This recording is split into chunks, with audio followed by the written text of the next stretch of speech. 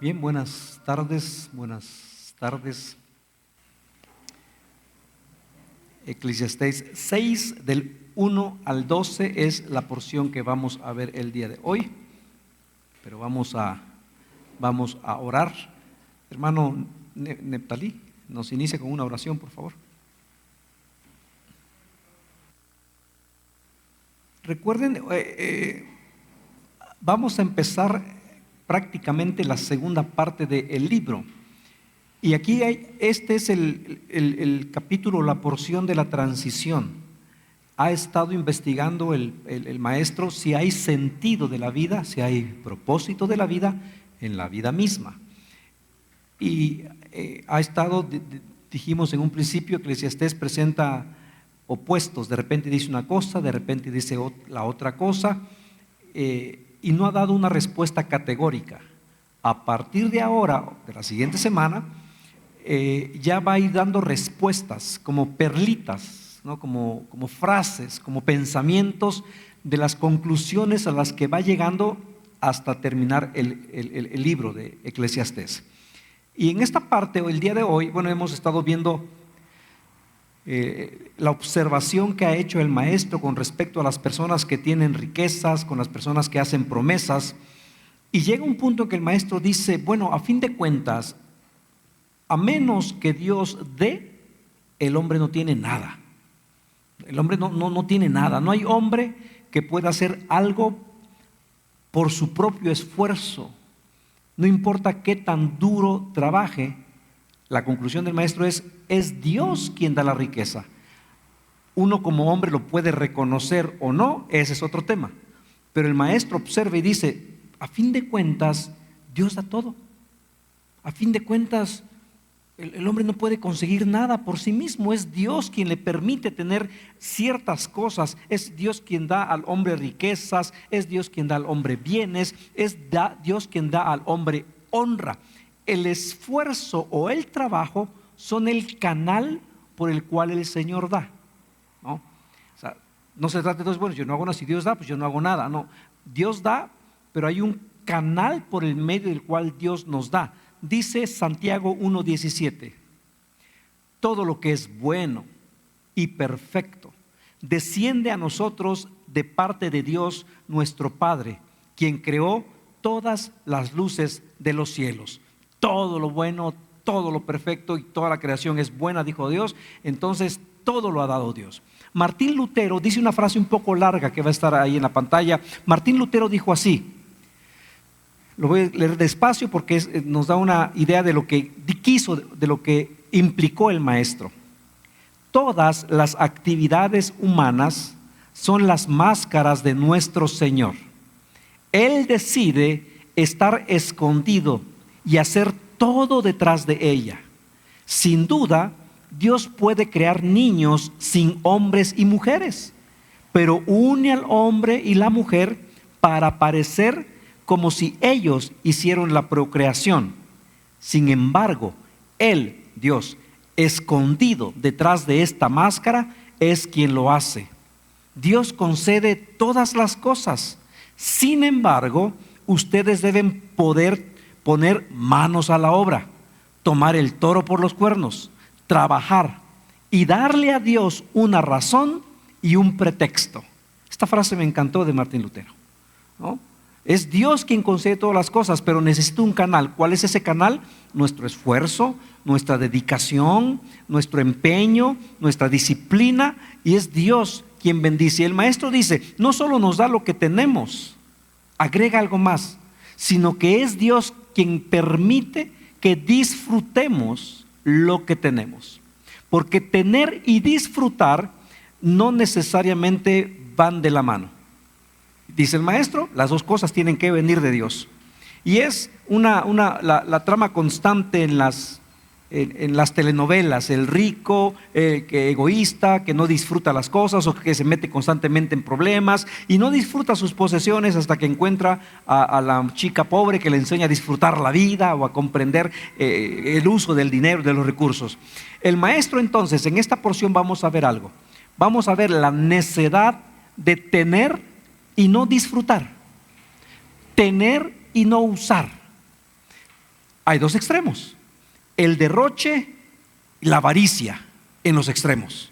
En el centro, tener y disfrutar. Tanto el derroche como la avaricia son perjudiciales para la persona y para la sociedad, porque necesitamos que el dinero circule, ¿no es cierto? Necesitamos que haya movimiento en el país. La economía se mueve por el dinero.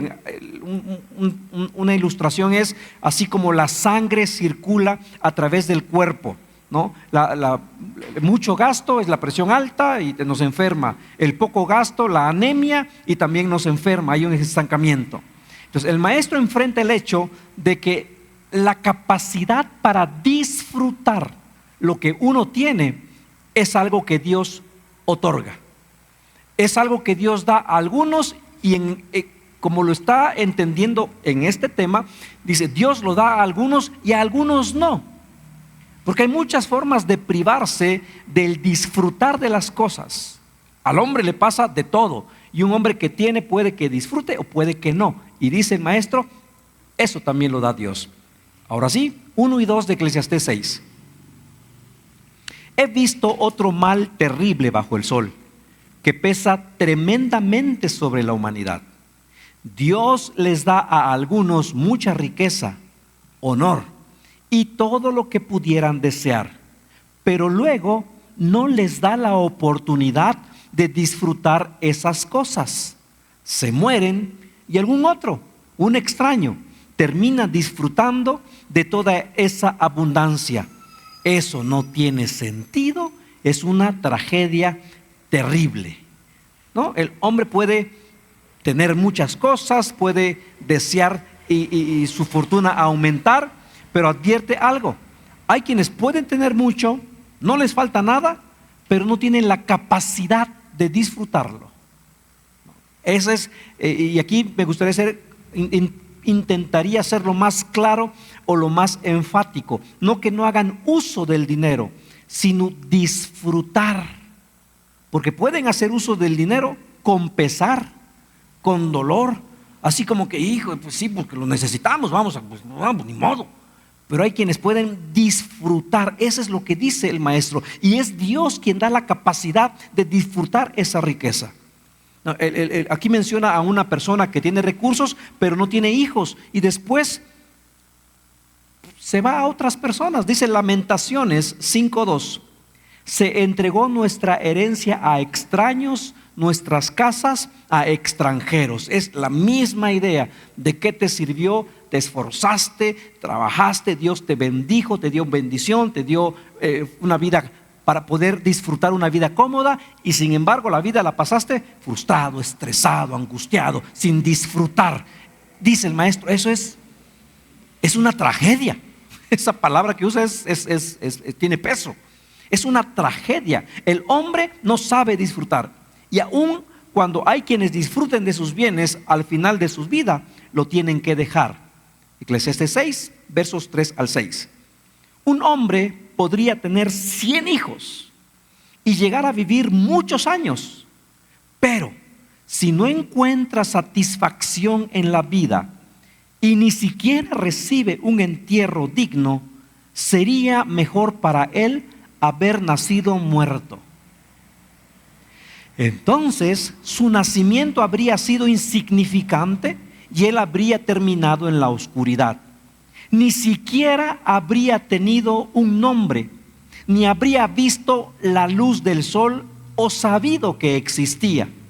Sin embargo, habría gozado de más paz que si hubiera crecido para convertirse en un hombre infeliz. Podría vivir 1000 años o el doble, y ni aún así encontrar satisfacción. Y al final de cuentas tiene que morir como todos. ¿De qué le sirve? ¿No? ¿De qué le sirve? Ahora, el que nació, la comparación que hace es, más adelante vamos a hablar un poquito. Dice, es mejor el que nace muerto, porque se fue a las tinieblas o su nombre desapareció, no llegó a vivir. Pero el que tuvo todo y no llegó a disfrutar, es como si no hubiera tenido nada. Y en su comparación dice, es mejor el que nació muerto. porque no fue infeliz, no tuvo frustraciones, no se desesperó, y a fin de cuentas no gozó, pero no sufrió. Y el maestro lo que dice esto: ¿de qué le sirvió al hombre que tenía todo para poder alcanzar la felicidad, pero no gozó de ello? No le sirvió de nada. Y el disfrutarlo depende de Dios. Entonces, el que tiene riquezas, pero no tiene satisfacción en ella, el que tiene bienes, propiedades, pareciera que tiene todo lo que desea, pero sin felicidad al disfrutar las cosas, el maestro dice: su vida fue vana.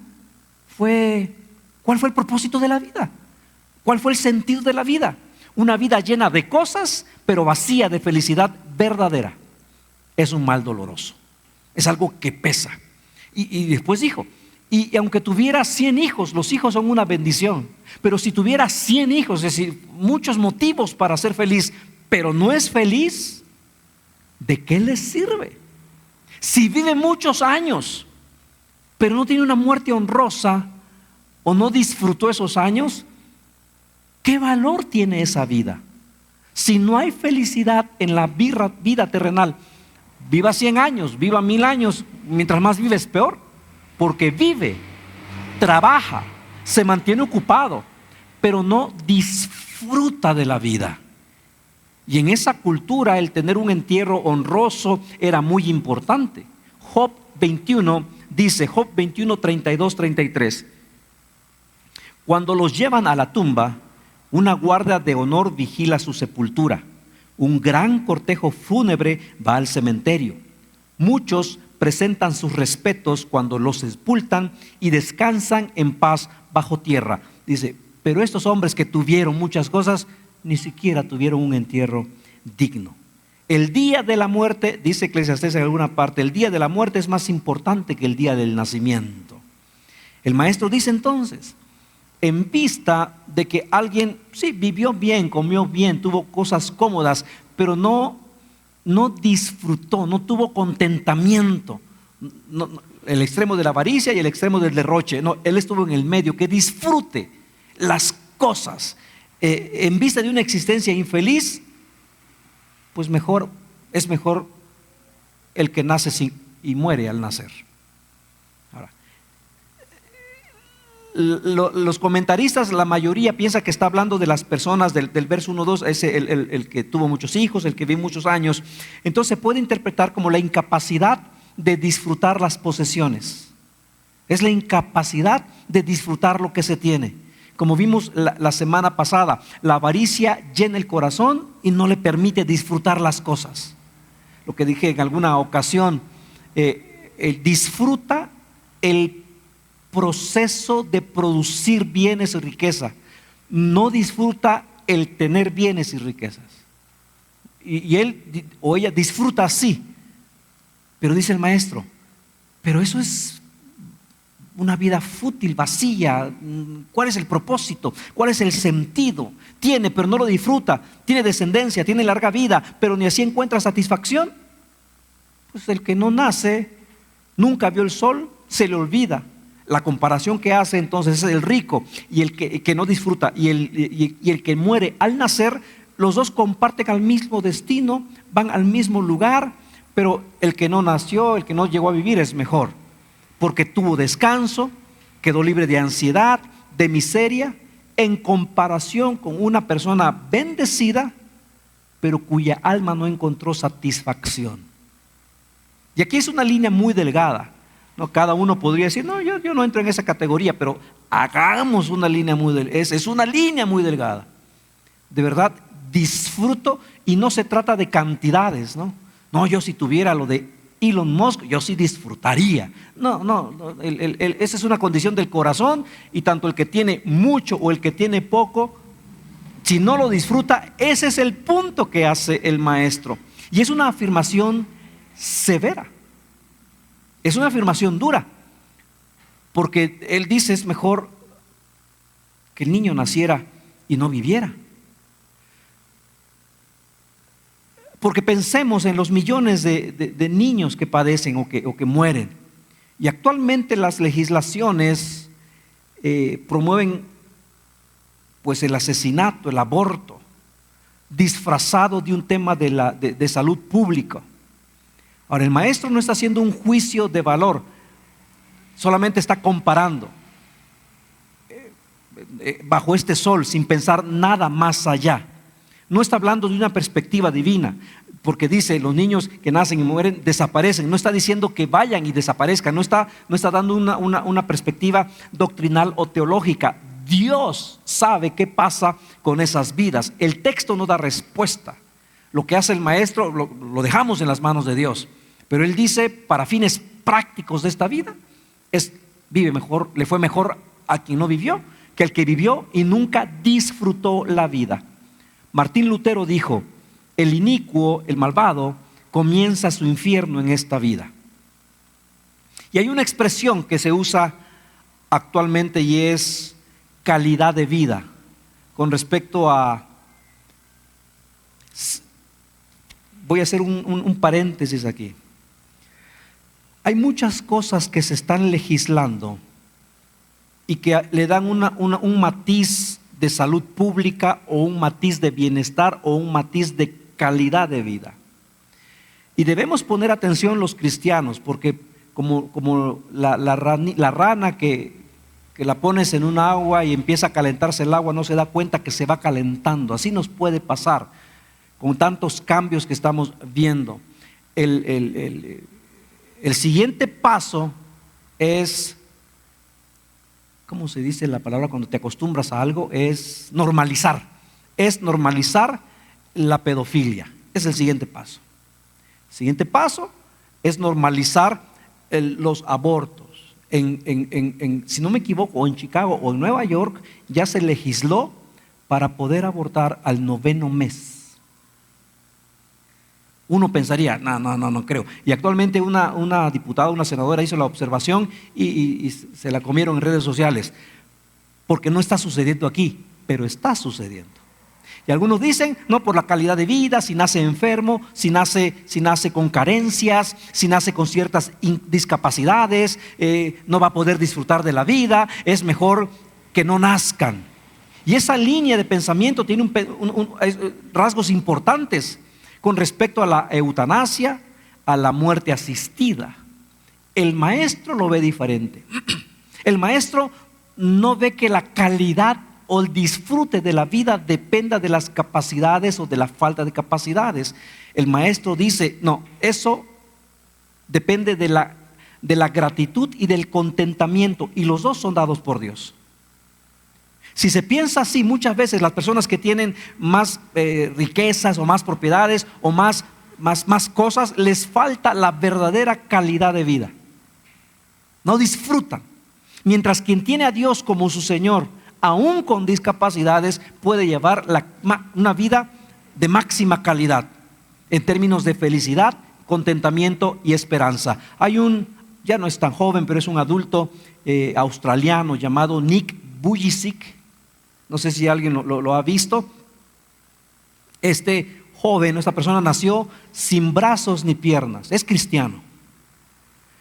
Nació sin brazos, es un síndrome tetraamelia, se llama, que nacen sin extremidades.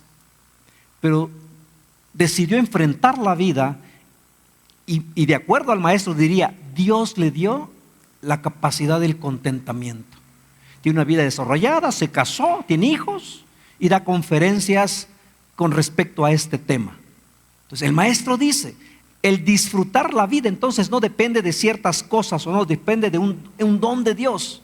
Pero ya sea que la vida haya sido como haya sido, dice, todos vamos a morir. Considerando la larga vida del avaro, siempre el acento confundo en esa palabra, desde chico no sé cómo es, maestro, avaro, dice, está por encima del que nace y no vive, porque una larga vida sin placer o disfrute verdadero es una miseria prolongada. Es una miseria prolongada. ¿De qué le sirvió todo? Dice el maestro. Si a fin de cuentas no disfrutó, a fin de cuentas no supo vivir, no supo aceptar lo bueno, lo malo, no supo descubrir que la vida merece vivirla. La diferencia con nosotros como cristianos, el fundamento de nuestra fe, el fundamento es Dios. Es Dios quien le da sentido a todo. Entonces, el que tiene escasez o una vida limitada, pero tiene contentamiento, disfruta más que quien tenga muchos beneficios, muchas bendiciones, pero no aprendió a disfrutar. Y dice el maestro, y eso es un don que también da Dios. Si la vida lo es todo, y algunos solo viven frustraciones, y al fin de cuentas su memoria será borrada, entonces no es de extrañar que incluso algunos profetas desearon, en algún momento de crisis, preferían haber no nacido. Jeremías 20:14. Jeremías dijo esto: sin embargo, maldigo el día en que nací, que nadie celebre el día de mi nacimiento. En otra ocasión Job dice que el que le dijo a mi mamá, ha nacido un hijo varón, que desaparezca, que se calle. El maestro ahora hace esa observación aclarando. Entonces hay un momento en que nosotros debemos reconocer que la capacidad de tener contentamiento viene de Dios. Es mejor, en esa comparación el maestro dice, y termino la idea o el punto, es mejor no nacer. Si vas a vivir y vas a tener bendición de Dios y vas a tener prosperidad, pero no vas a saber disfrutarlo, ¿de qué te beneficia? Verso 7. Toda la gente se pasa la vida trabajando para tener que comer, pero parece que nunca le alcanza. Parte del maestro de la recomendación es tener contentamiento con lo que tenemos. El pan apenas satisface las necesidades del hombre, y todo el trabajo del hombre es para comer, pero el comer, todos sabemos, es un apetito que nunca se sacia, ¿no? Siempre hay espacio para un postre. El que tiene escasez ha sabido acomodarse a las circunstancias y aprovecha mejor lo que le toca vivir, mientras que el necio, abrumado por un hambre insaciable, ahora ya está hablando figuradamente de que nunca encuentra satisfacción. Y actualmente hay casi un culto al yo, culturalmente. Es casi una religión. Los medios, la cultura nos dicen constantemente: tú eres el importante, tú mereces lo mejor, porque tú naciste para ser feliz, porque tú esto, tú y esto. Y el resultado es cada vez una sociedad que nunca se sacia, que nunca tiene suficiente, que piensa constantemente: estaría mejor si tuviera el nuevo modelo, estaría mejor si tuviera lo que todos tienen, estaría mejor si tengo una televisión más grande, si tengo el carro del año, si tengo ropa de tal marca, si estoy aquí o estoy allá. Verso 8-9. Entonces, pregunta el maestro: ¿de verdad están los sabios en mejores condiciones que los necios? ¿O ganan algo los pobres con ser sabios y saber comportarse frente a otros? Disfruta de lo que tienes en lugar de desear lo que no tienes. Soñar con tener cada vez más no tiene sentido. Es como perseguir al viento. La idea es: el que nunca tiene contentamiento siempre va a querer más, más.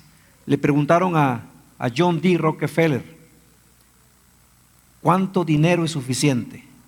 Y su respuesta fue: un poquito más. Un poquito más. Y muchos diríamos: pues sí, ¿no? Y el maestro nos diría: pues no. La sabiduría está a disposición de todos y no depende de la riqueza, de logros. Se adquiere a través de la intimidad con Dios. Y el maestro va a concluir sobre la futilidad, la inutilidad del trabajo como un medio para encontrar el sentido a la vida.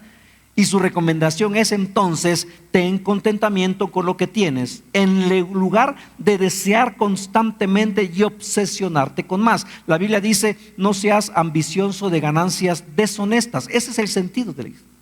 Pero ese verso tiene un lado positivo. Sé ansioso de ganancias honestas. No dice, no seas conformista. No dice, no, pues no, entonces vive en la pobreza. No es esa la idea. La idea es esfuérzate, trabaja. Sea ambicioso de ganancias honestas. Ambicioso, la palabra tiene como una carga negativa, pero no es así. Procura un bienestar para ti. Procúralo, pero no te obsesiones y disfruta lo que tienes. Eso es lo que nos está diciendo. Es mejor que disfrutes lo que tienes, y esto nos pasa en ocasiones, ¿no? Por estar viendo lo que no tenemos, no disfrutamos lo que tenemos. Y bien dijo aquel, nadie sabe lo que tiene hasta que lo ve perdido. ¿No? ¿Es esa la idea? Hasta que, porque estás viendo algo más, es que sí. Y te olvidas de disfrutar que, bueno, yo quería el ribeye, pero pues, me tocó quintonil, pues lo disfruto. ¿No? Yo quería la Cybertruck, pero me tocó mi bochito, lo disfruto. Yo quería esto, pero tengo esto, lo disfruto. El maestro dice, ver solamente para allá es como perseguir el viento. ¿Cuándo lo vas a alcanzar? Siempre habrá algo más que vas a anhelar y te vas a perder en esa obsesión. Y esta frase es como perseguir el viento. Mírenlo y despídanse, porque es la última vez que el maestro usará esa frase como tal en el original. La mayoría de los deseos pueden pervertirse en problemas espirituales. Desear no está mal, anhelar no está mal. Cuando se vuelve una obsesión es cuando ese deseo se pervierte. Y ese deseo se pervierte cuando no hay contentamiento. Si no tengo contentamiento, todo deseo se va a pervertir y no nos vamos a dar cuenta. Y vamos a pensar, no es que es un deseo genuino, original, pero no nos damos cuenta que ya estamos obsesionados. Y eso es difícil de observar en uno mismo. No, es que yo quiero ahorrar, está bien, pero ¿en qué momento se volvió en una perversión? Porque algunos entonces no van a tener satisfacción con el dinero. Otros no van a tener satisfacción en su posición social. Otros no van a tener satisfacción con su poder, con su influencia. Otros no van a tener satisfacción con su pareja. No van a tener satisfacción con su... Y ahorita estamos, bueno, hay un boom de influencers que hacen de todo con tal de ganar más followers. Y no sé si se han visto, pero hay personas que hay en juegos o en actividades extremas que por tomarse la foto lo más cerca del acantilado se han caído del acantilado. Por tomarse la foto dando una acrobacia en la barda de un rascacielos, pierden equilibrio y se han caído. Por un like más, por un follower más. Y ahorita el que se está la cabeza, ¿no?, en el agua, Saratoga, en hielo, no sé si lo han visto, es un influencer que de repente por ganar el que no tiene contentamiento, el que no tiene satisfacción. San Agustín consideró estos dos problemas cuando dijo: el alma no encuentra descanso hasta que descansa en Dios. Y es muy cierto. El alma no encuentra descanso hasta que descansa en Dios. Quien no está satisfecho solamente con Dios es demasiado codicioso, también lo dijo él. Y esa es una enfermedad del alma. Entonces el maestro nos dice: aprendamos a valorar, a disfrutar, a apreciar lo que tenemos, porque Dios nos los da. Contentarse y gozarse de lo que se tiene es más grato que constantemente estar buscando algo más como obsesión, no como un deseo genuino, porque todos podemos buscar un deseo genuino de prosperar o de mejorar nuestra condición, pero no cuando se desvirtúa en obsesión. Hebreos 13:5 dice: no amen el dinero, estén contentos con lo que tienen, pues Dios ha dicho: nunca te fallaré, jamás te abandonaré. Primera de Timoteo 6:6 dice: ahora bien, la verdadera sumisión a Dios es una gran riqueza en sí misma cuando uno está contento con lo que tiene. Esta versión lo dice muy claro. Y Primera de Timoteo 6:8: así que si tenemos suficiente alimento y ropa, estemos contentos. Es mejor lo que los ojos ven y disfrutarlo que obsesionarnos con lo que no tenemos. Verso 10: todo ha sido decidido. Ya se sabía desde hace mucho tiempo lo que cada persona habría de ser. Así que no sirve de nada discutir con Dios acerca de tu destino. Y a partir de ahora ya empieza la segunda parte del libro, que tiene consejos prácticos de cómo vivir. Pero acuérdense, la sombra bajo la cual se dan estos consejos es: hay sentido de la vida en esta tierra, ¿no? Ese es el marco de referencia en el cual va a darnos los consejos. Los consejos tienen la intención de animar a la gente a amar a Dios y a vivir como a Él le agrada.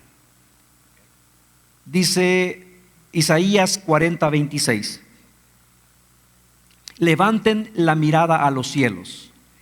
¿Quién creó todas las estrellas? Él las hace salir como un ejército, una tras otra, y llama a cada una por su nombre. A causa de su gran poder y su incomparable fuerza, no se pierde ni una de ellas. Hablando de la creación del universo, Dios tiene el control de la creación del universo. ¿Qué caso tiene discutir con Dios con cuestiones del universo? Ahora vamos a Romanos 9:20. Romanos 9:20 dice: no digan esto. ¿Quién eres tú, simple ser humano, para discutir con Dios? ¿Acaso el objeto creado puede preguntarle a su creador: ¿por qué me has hecho así? Ahora, no está hablando de la importancia o el valor que tenemos. Eso en el Nuevo Testamento, en Romanos, eso ya lo damos por hecho, ¿no es cierto? Todos somos creación, todos tenemos el Espíritu de Dios, todos fuimos creados a su imagen, eso dice la palabra. Pero con respecto a querer discutir con Dios, ¿quién eres tú, un simple mortal, un simple ser humano, para discutir con Dios? Toda la existencia se debe a la voluntad de Dios. Toda la existencia se debe a la voluntad de Dios. Y a veces no nos gusta admitirlo y nos inconformamos y peleamos como Job. Señor, ¿por qué yo tengo toda la pinta de ser Slim o Elú? Y mira, cruz, ¿no? Señor, yo tengo todo el perfil griego y mira, Tanibet, ¿no? No nos inconformamos, dice la palabra. Toda la existencia. Y no nos gusta admitirlo. Y en ocasiones, cuando pasamos una crisis, cuando pasamos algunas cosas que no entendemos, peleamos con Dios, como Job. Pero el profeta Isaías nos advierte, Isaías 45:9: ¿qué aflicción espera a los que discuten con su creador? ¿Acaso discute la olla de barro con su hacedor? Reprocha el barro al que le da forma, diciéndole: detente, lo estás haciendo mal. Exclama la olla: qué torpe eres. ¿Acaso dice la agenda Midori: ¿por qué me hiciste así? ¿Acaso dice, no? Simplemente el autor, el creador, decidió hacerlo así. Y aunque no nos gusta, y aunque leemos esto, a poco no en ocasiones tenemos preguntas y a veces la planteamos de forma severa o muy empoderados contra Dios, y le decimos cómo deben ser las cosas, lo que debe hacer. Hasta aquí el maestro ha dado, hasta este punto del libro, ha dado más preguntas que respuestas, ha dado opiniones, ha dicho sus observaciones, ha preguntado, por ejemplo, ¿quién sabe lo que es bueno? La vida no nos ha dado valores absolutos bajo este sol. Bajo este sol no hay valores absolutos. El valor absoluto lo da cuando Dios entra en la ecuación. Porque Dios es real, es que hay valores absolutos. Por eso la gente, algunas culturas, algunos grupos más bien dicen, no es que aquí nada tiene un absoluto, nada tiene valor. Dijera Nietzsche, debemos ser un superhombre. La vida nos confronta, la vida nos da dificultades, pero la moral contiene a las personas. Libérense de la moral y construyan su propia moral, y entonces serán el superhombre.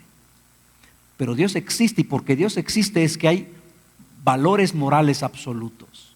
No los podemos construir los seres humanos. Cuando los hemos intentado desarrollar es cuando más daño se ha hecho a la humanidad.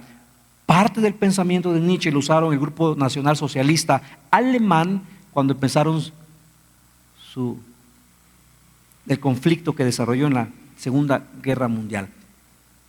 Aunque el maestro nos dice que es vano pelear o discutir con Dios, aún así lo hacemos.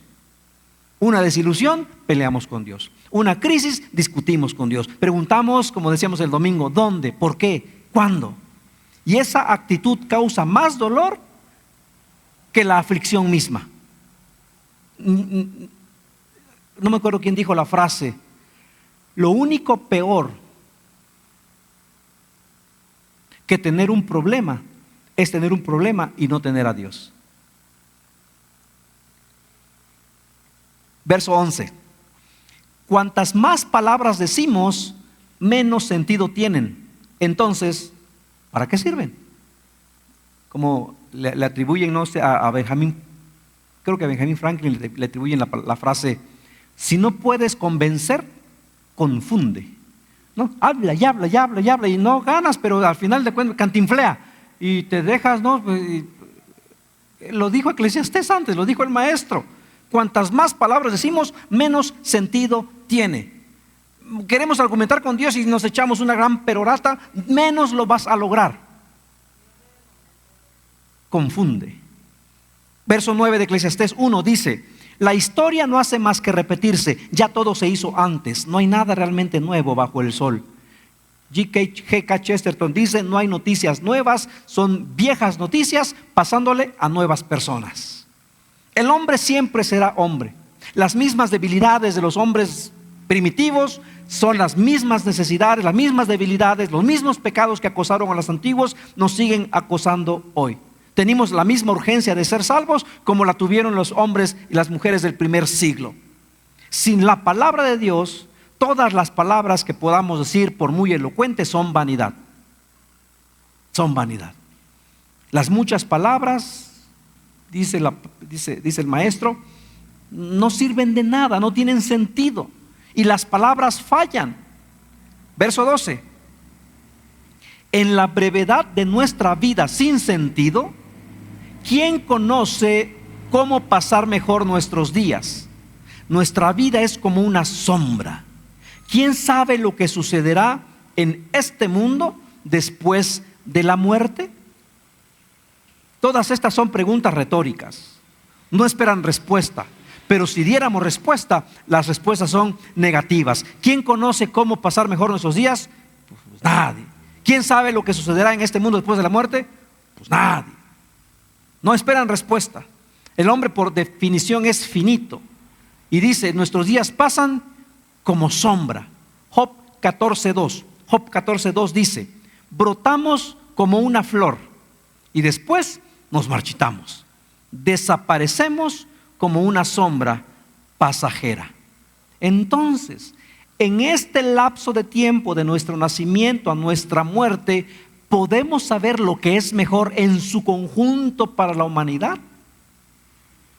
No. Nuestra vida es como una sombra, desaparece, ni bien empieza, ya está terminando comparado con la eternidad o comparado con los 2015 años de historia después de Cristo, más los años antes de Cristo. No sé si han visto en las redes sociales, ahí está una fotografía de la galaxia y después se alejan más y toman las otras galaxias y hay un puntito y dice, ¿en este puntito vives tú? Como un puntito de alfiler. ¿Cómo vamos a comprender todas las cosas? La sabiduría humana el lapso de nuestra vida no nos alcanza. Tenemos poco tiempo para averiguar lo que nos conviene. La sabiduría humana no tiene verdadera respuesta a las preguntas. Lo más que puede hacer es suponer. Pero los cristianos tenemos una ventaja.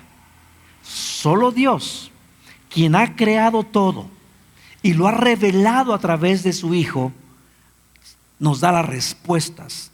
Entonces, lo mejor que podemos hacer es acercarnos más a Dios, leer su palabra, seguir sus consejos, obedecer sus principios, seguir lo que Él nos dice, porque en esta vida nadie va a poder predecir el futuro, y la vida del hombre es difícil de comprender porque desaparece rápidamente. Primera de Crónicas 29:15 dice: estamos aquí solo por un momento, visitantes y extranjeros en la tierra, al igual que nuestros antepasados.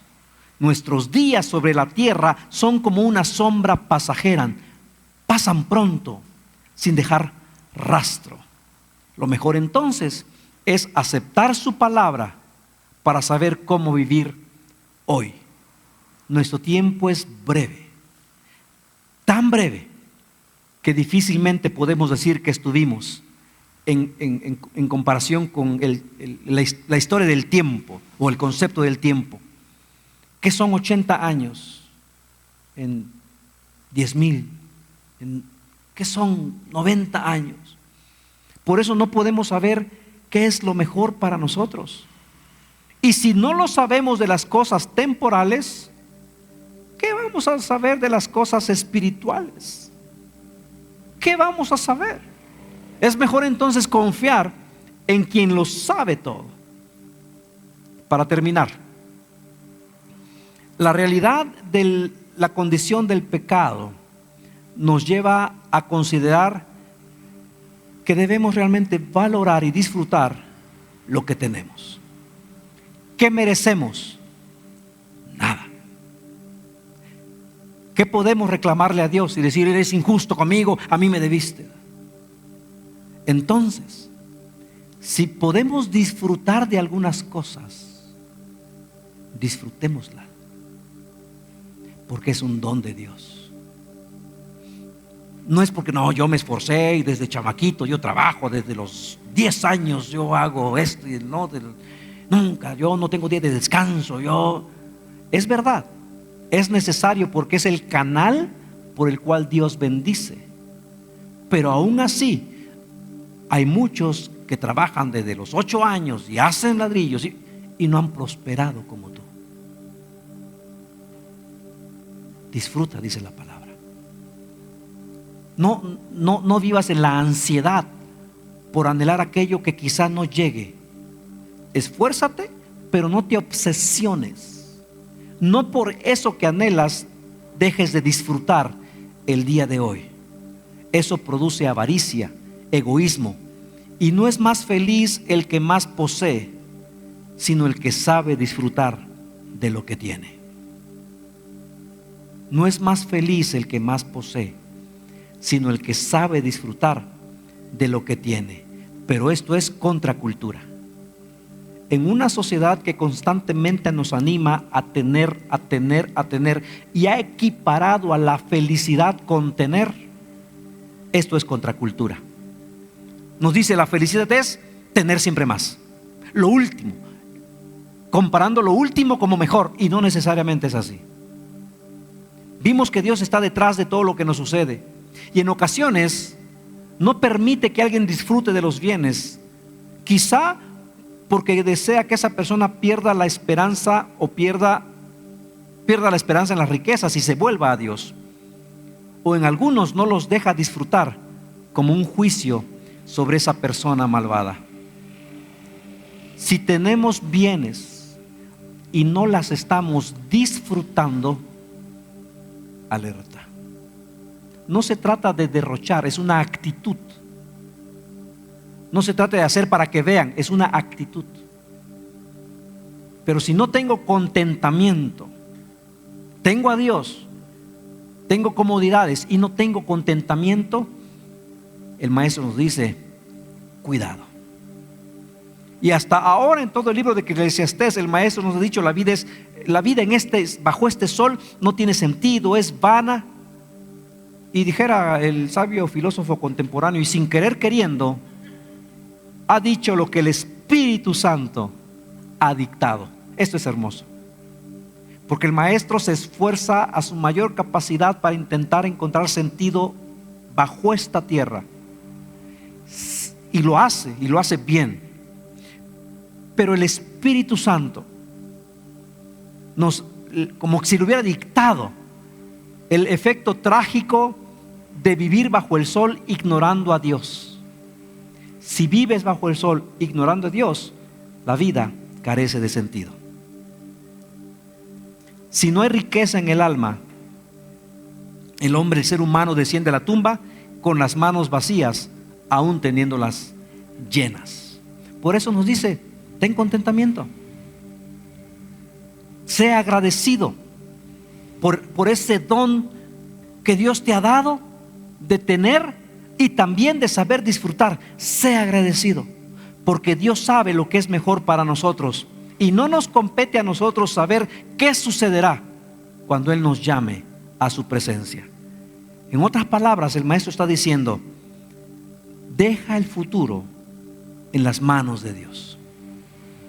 Si el presente lo dejas en las manos de Dios, con mucha más razón deja el futuro en sus manos, porque Él hizo todo de manera perfecta sin nuestra ayuda desde que antes que naciéramos, y seguirá haciendo las cosas sin nuestra ayuda cuando muramos. Entonces nos debe bastar que Dios ve más allá de nosotros, y por eso no intentemos medir su obra con nuestras reglas. Si en ocasiones te agobia, te desespera, te estresa el presente o el futuro, la respuesta que nos da el maestro es: deja todo en manos de Dios. Esfuérzate, haz tu mejor trabajo, madruga, sé disciplinado, sé esforzado, pero a fin de cuentas ten en tu conocimiento que lo que recibes es porque Dios te lo permite. Y si en este punto de la vida tenemos limitado, tenemos justo, tenemos apretadito, hacemos chillar el águila de la moneda para que rinda, aún así ten contentamiento.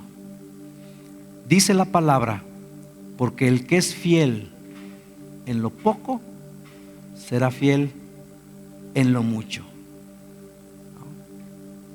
Palabra de Dios. Vamos a orar. Amado Padre Celestial, gracias por tu palabra, porque nos habla siempre a tiempo y fuera de tiempo también. Nos habla siempre. Y Señor, quizá nos estás preparando porque quieres limpiar nuestras motivaciones de tal manera que tengamos contentamiento en la escasez, en las limitaciones o en la abundancia, porque nuestra seguridad, nuestro contentamiento no depende de ello. Tú eres nuestra paz, tú eres nuestro gozo, de tal manera que disfrutemos la vida que tú nos das, porque quizá con esa obsesión y con esa frustración nos parecemos a la olla que le dice al maestro: ¿por qué me haces así? Y nos perdemos de tantas bendiciones que nos has dado día con día. Gracias, Señor. Gracias porque hoy tuvimos algo que comer. Gracias porque hoy estamos cansados por el trabajo. Gracias porque hoy pudimos observar la naturaleza. Gracias porque hoy pudimos amanecer. Gracias, Señor, por tus bondades. Gracias. En el nombre de Jesús. Amén. Amén.